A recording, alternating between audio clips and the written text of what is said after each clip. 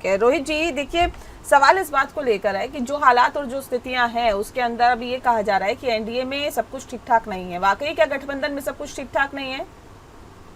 देखिए, एनडीए गठबंधन में सब कुछ ठीक ठाक है। हम्म। समस्या ये है कि इंडिया गठबंधन वाले अपनी समस्या को दूसरे के ऊपर थोप के अपनी जिम्मेदारी से बचना हम्म। चाहते। स्थिति बिल्कुल साफ है कि किसी भी लोकतांत्रिक व्यवस्था के अंदर हर व्यक्ति को बोलने का हक है। संजय निषाद जी को अगर कोई पीड़ा थी तो उन्होंने अपनी पीड़ा को उन्होंने सार्वजनिक तौर पे बोला। अब ये पीड़ा को देख के विपक्ष के मन में शायद कुछ लड्डू फूटे। अब समाजवादी पार्टी द्वारा कहा जा रहा है कि संजय निषाद जी को उनके साथ आ जाना चाहिए। भाई, संजय निषाद जी तो पहले आप ही के साथ गए थे, परंतु आप उनको संभाल नहीं पाए, आप उनके नहीं नहीं, साथ विपक्ष की अपना तो बात ही संबंध नहीं है निभा ना नहीं सर। पाए। ये तो आपके ही जो नेता है, मतलब आपके ही गठबंधन के नेता, वो आपको पनौती बता रहे हैं।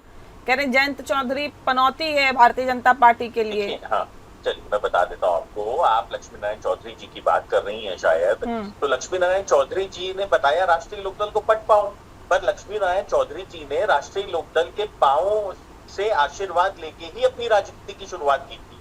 और चौधरी चरण सिंह जी ने जब उनको आशीर्वाद दिया था तभी वो नेता बने थे। उसके बाद चौधरी अजीत सिंह जी से के पांव से उनको आशीर्वाद मिला, फिर माननीय जयंत चौधरी जी के पांव से उनको आशीर्वाद मिला।